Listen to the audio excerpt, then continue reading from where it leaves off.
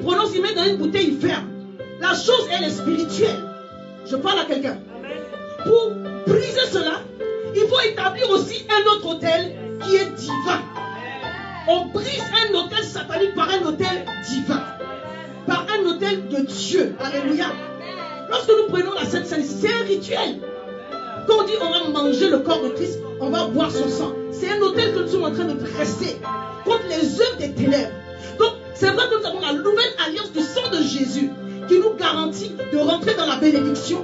Mais nous devons savoir que nous devons entretenir et activer la puissance de l'œuvre de Christ à la croix. C'est-à-dire sa mort et sa résurrection. Chaque fois que le Seigneur nous donne une orientation prophétique, de bâtir un autel à la gloire de Dieu. Je le disais tout à l'heure, je vais le répéter encore. On détruit un autel satanique par un autel de Dieu, un autel divin, un autel prophétique selon l'orientation que le Seigneur nous donne par rapport à une situation en particulier. Je parle à quelqu'un. Alléluia. Quand on dit on va faire l'onction d'une venez avec vos bouteilles d'une onction, ce sont des actes prophétiques. Mais c'est un autel que tu es en train de bâtir. Alléluia. Jésus, quand il a mis la boue sur les yeux de l'aveugle, c'était une action prophétique. Il était en train de renverser des autels. Alléluia. Tu as donné une promesse, tu as donné des promesses au patriarche Abraham. Tu as fait une alliance avec Abraham. Mais pour que l'alliance soit active, il fallait que Abraham fasse et bâtisse des autels. Je parle à quelqu'un. Dieu fait alliance avec toi. Alléluia. Mais pour que l'alliance garantisse ton entrée dans la bénédiction, tu dois la sceller par un autel. On entre dans la bénédiction par l'alliance de Dieu. C'est l'alliance qui garantit qu'on entre dans la bénédiction. Mais même pour sortir d'une malédiction, c'est l'alliance aussi. C'est grâce à l'alliance qu'on peut sortir d'une malédiction. Je parle à quelqu'un. Oh, Dieu est fidèle à son alliance. Alléluia. Est-ce que je peux vous lire un passage que j'aime beaucoup, qui m'encourage énormément, dans Exode 2, à partir du verset 23 verset 25. La Bible dit que le peuple était en esclavage en Égypte depuis plus de 400 ans. Longtemps après, le roi d'Égypte mourut, et les enfants d'Israël gémissaient encore sous la servitude et poussaient des cris. Ces cris que leur arrachait la servitude montèrent jusqu'à Dieu. Dieu entendit leurs gémissements et se souvint de son alliance avec Abraham, Isaac et Jacob. Dieu regarda les enfants d'Israël et en eut compassion. Je veux retenir cette partie-là où la Bible dit Dieu entendit leurs gémissements et se souvient de son alliance. Un homme peut oublier son alliance, une femme peut oublier son alliance, mais Dieu se souvient toujours de son alliance. Alléluia. Et si cette année, tu es rentré dans la nouvelle année en faisant une alliance avec Dieu, sache que même quand toi tu auras oublié, Dieu va se souvenir de son alliance. Et il va poser sa main sur toi et sur ta famille, sur tes enfants et sur toutes tes entreprises, sur ton ministère, au nom de Jésus. Au nom de Jésus.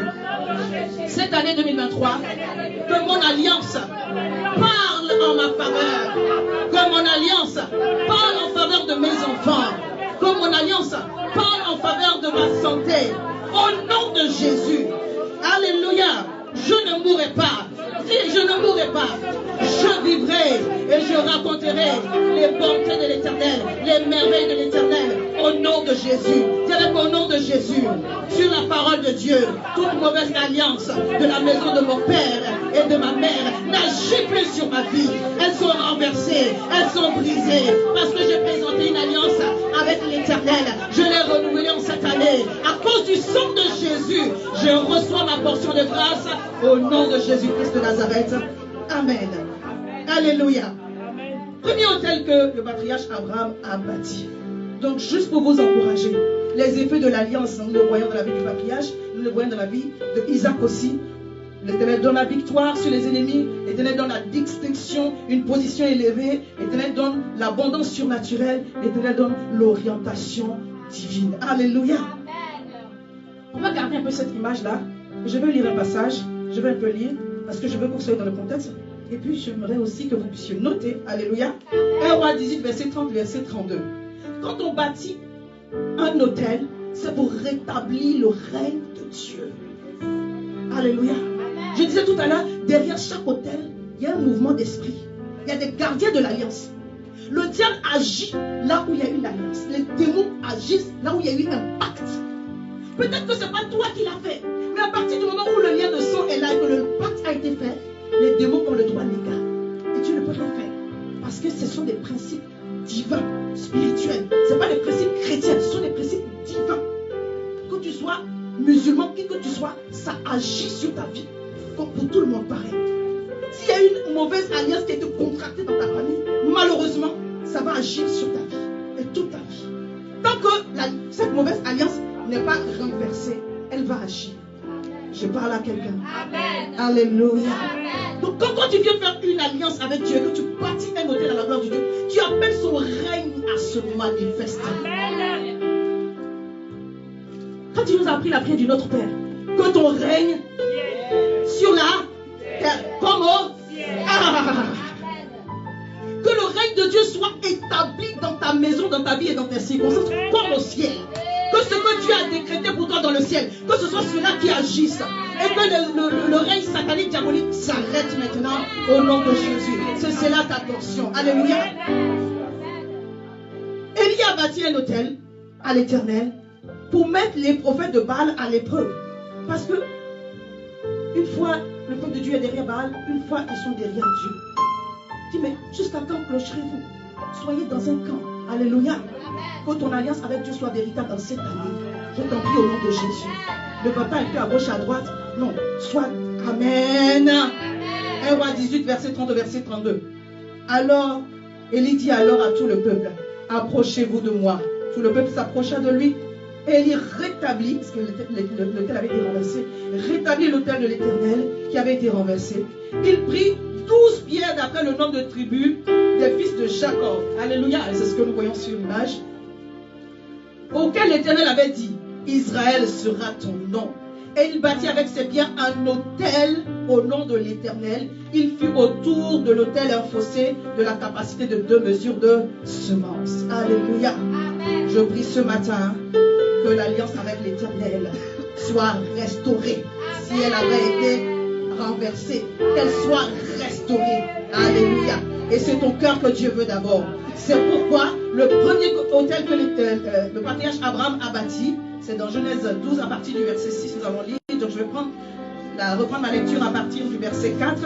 Donc l'Éternel bénit Abraham, il donne des promesses. Et verset 4, la Bible dit, Abraham partit comme l'Éternel le lui avait dit, et Lot partit avec lui. Abraham était âgé de 75 ans lorsqu'il sortit de Charan. Bon, quelqu'un va dire 75 ans, c'est l'âge de la retraite. C'est même l'âge de la retraite débordé. Mais c'est à cet âge que Dieu dit, je vais commencer avec toi. Je veux que quelqu'un ne soit pas en train de croire que le temps est trop passé. Tu n'as pas vieilli encore. Rien. Alléluia. Dis à ton voisin, c'est encore possible. C'est encore possible de réussir dans les désirs de ton cœur. C'est encore possible pour le mariage. C'est encore possible pour les enfants. C'est encore possible pour les entreprises. C'est encore possible. C'est encore possible. Pour ton patrimoine que tu veux construire, c'est encore possible. C'est encore possible. Alléluia. C'est encore possible. Alléluia. 75 ans, le Seigneur dit, bon, maintenant on va commencer. Alléluia. Verset 5. Abraham prit Sarai, sa femme, et Lot, fils de son frère, et avec tous les biens qu'il possédait, et leurs serviteurs qu'il avait acquis à Charan, ils partirent pour aller dans le pays de Canaan, et ils arrivèrent au pays de Canaan. Abraham parcourut le pays jusqu'au lieu nommé Sichem, dit Sichem, jusqu'au chêne de Morée. Les Cananéens étaient alors dans le pays. Donc Abraham est arrivé à Canaan, dans un lieu qui s'appelle Sichem. Et qu'est-ce qu'il a fait dans ce lieu-là? Alléluia. Verset 7. L'Éternel apparut à Abraham. Donc dans ce lieu, Dieu lui apparaît et lui dit, je donnerai ce pays à ta postérité. Et Abraham bâtit là un autel à l'Éternel qui lui était apparu. Alléluia. L'Éternel lui apparaît à Sichem. Alléluia. Et Abraham décide de sceller cette apparition, de sceller cette visitation de l'Éternel en bâtissant un autel. Or, comme on bâtit un autel, c'est pour offrir un sacrifice. Mais j'aimerais m'attarder sur la signification du mot Sichem. Sichem nous parle des pôles, de la traduction en hébreu. C'est une ville historique de la région de Canaan. Pour nous, aujourd'hui, Sichem va symboliser l'autel de l'adoration. Dis avec moi, l'autel de l'adoration. Là, Abraham reconnaît qu'il y a un seul Dieu. Il était polythéiste, ça veut dire qu'ils adoraient plusieurs dieux et ils servaient plusieurs dieux. Mais là, Abraham reconnaît qu'il y a un seul Dieu. Alléluia. Écoute Israël, le Seigneur ton Dieu est le seul Dieu. Alléluia. Alléluia. Alléluia. Concernant Jésus, il est écrit dans Isaïe 9, verset 5. Car un enfant nous est né, un fils nous est donné, et la domination reposera sur son épaule. On l'appellera admirable, conseiller Dieu tout-puissant, Père éternel, prince de paix. Abraham reconnaît à Sichem que l'Éternel est le seul Dieu. Et il décide là de l'adorer en tant que le seul Dieu. Bien aimé, on a vu l'adoration il n'y a pas longtemps parce que le thème de la reconnaissance, c'était le mois dernier. Et on a vu que notre adoration est la réponse à l'amour de Dieu. Alléluia. Ce que Jésus a fait pour nous n'a pas de prix. En réponse au sang qui a été versé, nous l'adorons. Alléluia. Ce que Dieu t'a donné, on ne peut pas le monnayer. Mais sauf ce que tu donnes à Dieu, tu peux le quantifier. Je parle à quelqu'un. C'est l'expression de ton cœur que Dieu demande. L'adoration, c'est le sacrifice du cœur. Alléluia. C'est vrai qu'on n'adore pas le Seigneur les mains vides. Mais c'est premièrement le sacrifice du cœur. Je veux inviter une personne à aimer Dieu en esprit et en vérité. Je veux inviter une personne ce matin à aimer Dieu en esprit et en vérité. C'est-à-dire que tu adores au travers de ton chant. Mais l'adoration n'est pas seulement un chant. Est-ce que je peux rappeler cela encore? L'adoration, c'est ton attitude. Et c'est la sainteté de ton cœur qui valide ton caractère d'adorateur. Alléluia.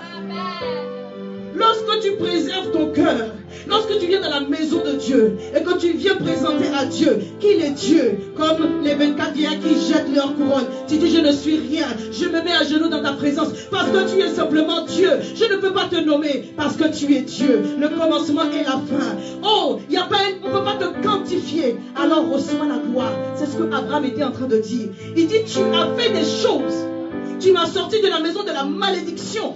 Qu'est-ce que je peux te donner que mon cœur? Je parle à quelqu'un. Il dit là, j'établis l'autel de l'adoration. L'Éternel, mon Dieu, sera mon seul et vrai Dieu. Alléluia. Des fois, on dit on n'adore pas les autres choses. Mais il y a des choses que tu aimes qui sont dans ton cœur. Mais ce n'est pas Dieu. L'argent peut être un Dieu. Même une personne peut devenir ton Dieu. Je parle à quelqu'un. Je parle à quelqu'un. Cette année, que l'Éternel soit le seul vrai Dieu. Même ton travail ne peut pas être ton Dieu. Alléluia. Je parle à quelqu'un. Alléluia. Des fois, on met notre cœur dans des choses qui ne vont rien nous rapporter. Cette année, que ton cœur soit entier, complet à Dieu. La chante Jédiquée a dit aimer moment, aimer moment. Aimer moment, aimer moment.